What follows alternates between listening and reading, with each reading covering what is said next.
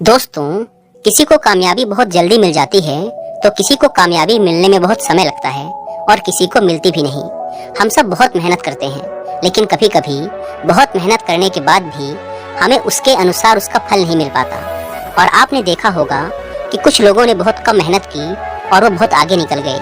आपने लोगों को कहते भी सुना होगा कि अरे वो तो पढ़ने में मुझसे धीमा था, फिर भी मुझसे आगे निकल गया। आप बहुत कुछ सोच रहे हैं और करना चाह रहे हैं, लेकिन चीजें आपके अनुसार नहीं हो रही हैं और आप लगातार असफलता का मुंह ही देख रहे हैं और अंत में आप खुद को लाचार और कमजोर पा रहे हैं। कई बार होता है कि हम इतने असफल हो जाते हैं कि फिर हमारा मन टूट जाता है, सारा उत्साह ही खत्म हो जाता है।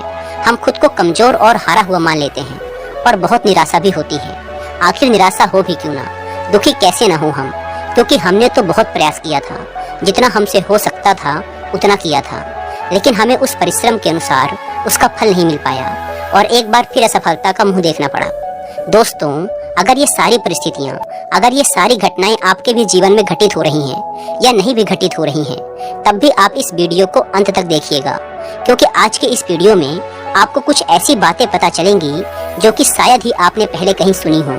और जो बातें आज आप जानने वाले हो, वो बातें आपको इन सारी मुश्किलों से बाहर निकालेंगी। जैसे आज के समय में स्कूल होते हैं, वैसे ही पुराने समय में आश्रम और गुरुकुल हुआ करते थे। उस समय के लोग अपनी शिक्षा ग्रहण करने आश्रमों में ही जाया करते थे। उस समय हर शिष्य अपने गुरु का बहुत ही सम्मान किया करता था और प्राचीन आश्रमों में किताबी ज्ञान से ज्यादा बच्चों को व्यवहारिक ज्ञान सिखाया जाता था। ऐसे ही प्राचीन समय में एक आश्रम था जिसमें विभिन्न प्रकार के विद्यार्थी गुरु से शिक्षा ग्रहण किया करते थे। आश्रम से शिक्षा ग्रहण करने के बाद सभी विद्यार्थी अपने अपने राज्य वापस लौट जाया करते थे। उन्हीं शिष्यों में राजवीर नाम का एक शिष्य था। वह भी आश्रम की शिक्षा पूरी करने के बाद अपने राज्य वापस लौट आता है। वापस आने के बाद सभी लोग अपने अपने राज्य में किसी न किसी काम में वापस लग जाते हैं। धीरे धीरे समय बीतता गया। राजवीर और बड़ा होने लगा। उसके परिवार की आर्थिक स्थिति पहले से ही अच्छी नहीं थी। राजवीर के घर वालों ने भी यही सोचा था कि राजवीर जब आश्रम से अपनी शिक्षा पूरी करके लौटेगा तो वो बहुत कामयाब बनकर लौटेगा और हमारे घर की सारी गरीबी को खत्म कर देगा। लेकिन राजवीर के साथ ये सारी बातें उल्टा पड़ रही थी। वह आश्रम से शिक्षा ग्रहण करके तो आया था, लेकिन जब वह काम की तलाश में कहीं जाता था तो उसे कोई भी काम नहीं मिलता था। वह छोटी छोटी चीजों में असफल हो जाया करता था।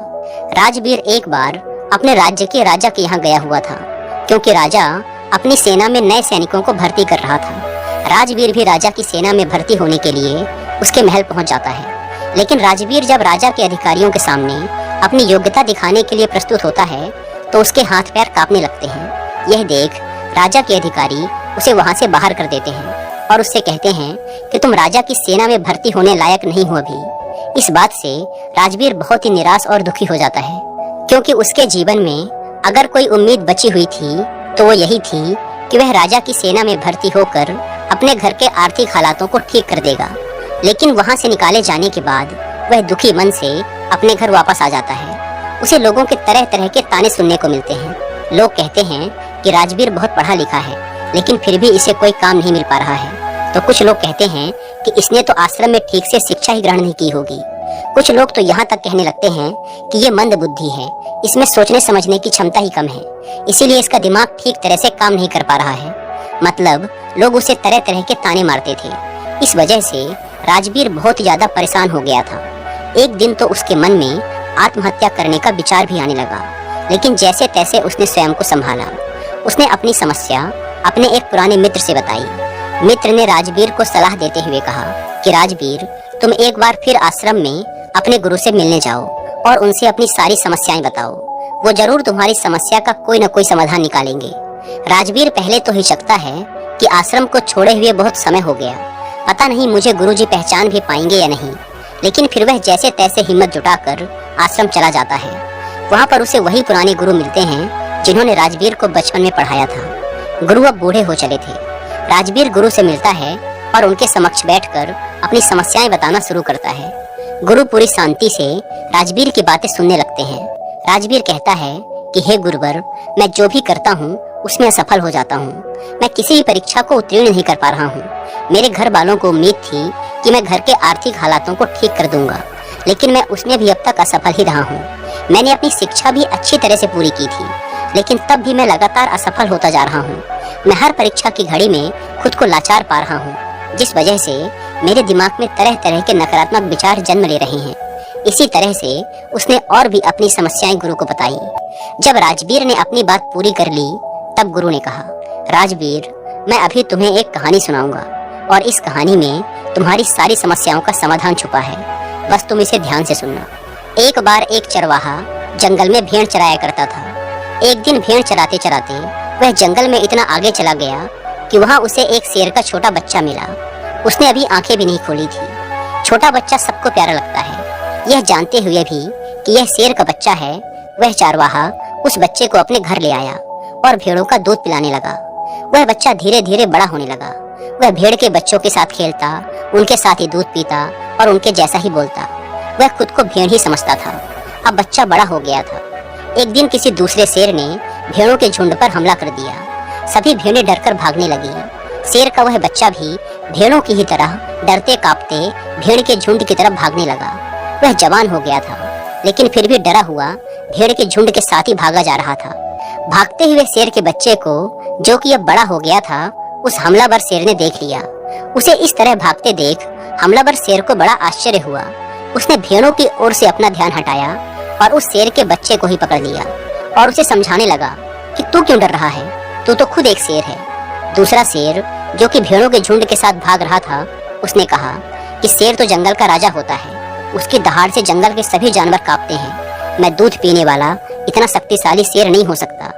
हमलावर शेर उसे पकड़कर एक तालाब के पास ले गया और तालाब के पानी में उसे उसका चेहरा दिखाकर बोला कि देख, तेरा चेहरा मेरे जैसा ही है, तेरे दांत मेरे जैसे हैं, तेरे पंजे भी मेरे जैसे ही हैं, इसीलिए तू भेड़ नहीं है, तू शेर है।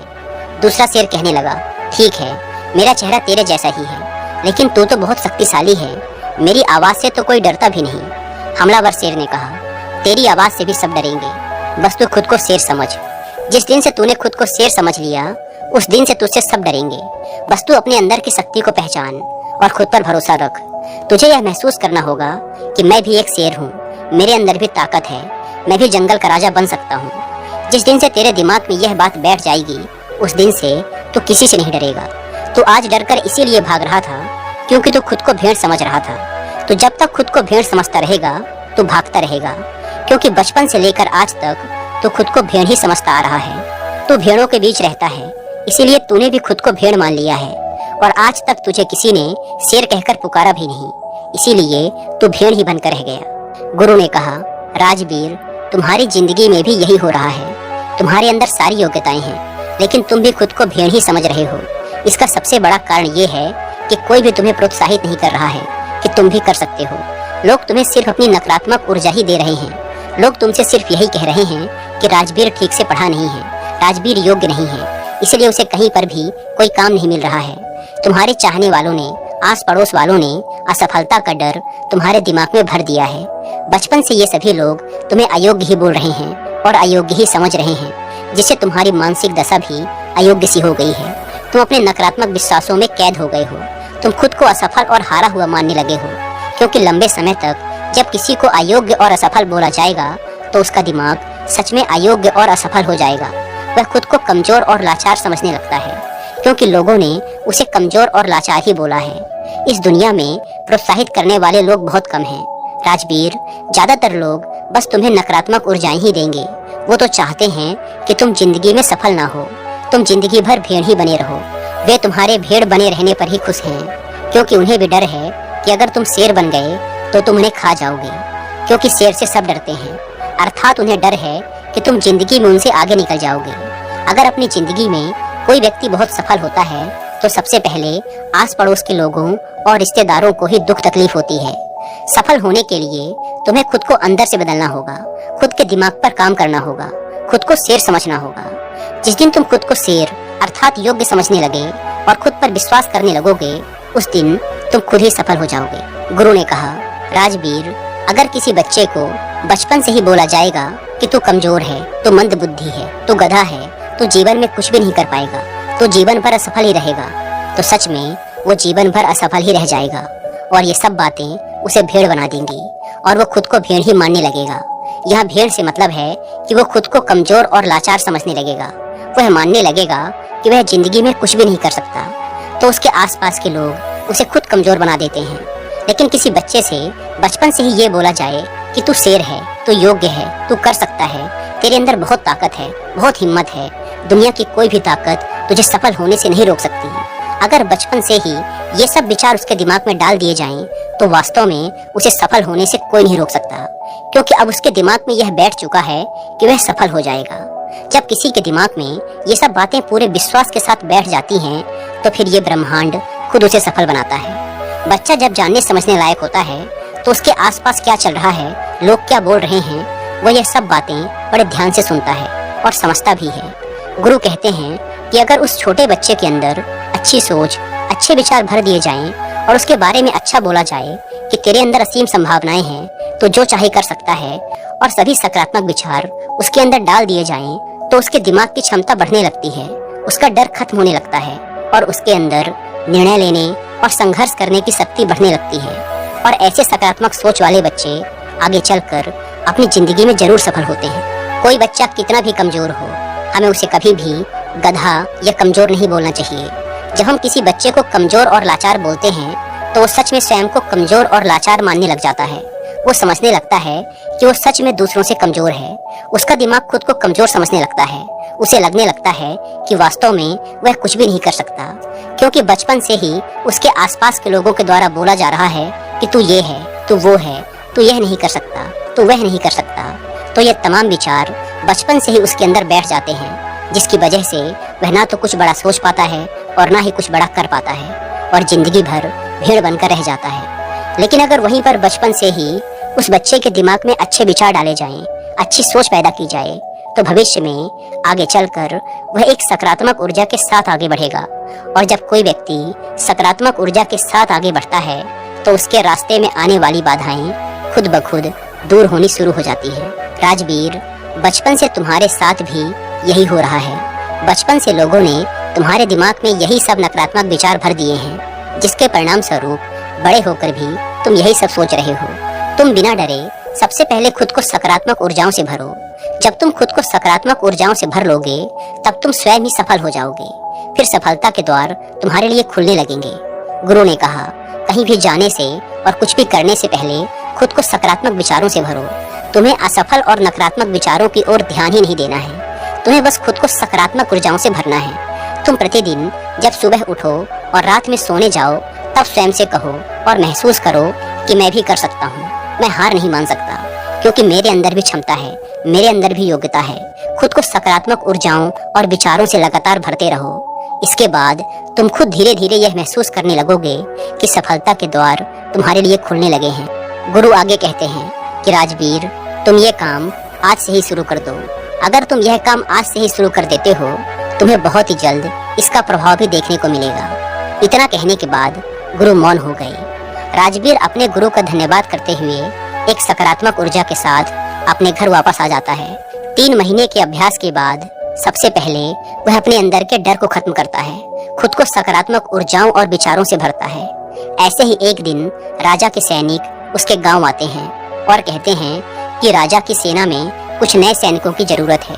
इसीलिए जो भी व्यक्ति राजा की सेना में भर्ती होना चाहता है, राज्य का सैनिक बनना चाहता है, वो आज से ठीक 5 दिन बाद महल आकर अपनी योग्यता का प्रमाण देकर सेना में भर्ती हो सकता है। ठीक 5 दिन बाद कड़ी मेहनत के बाद अपनी योग्यता का प्रमाण देने राजवीर राजा के महल पहुंच जाता है।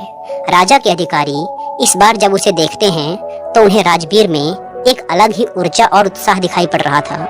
इस बार वह पिछली बार की तरह डरा और घबराया हुआ नहीं था। इस बार राजवीर अपनी सभी परीक्षाओं में पास हो जाता है और राजा की सेना में भर्ती भी हो जाता है।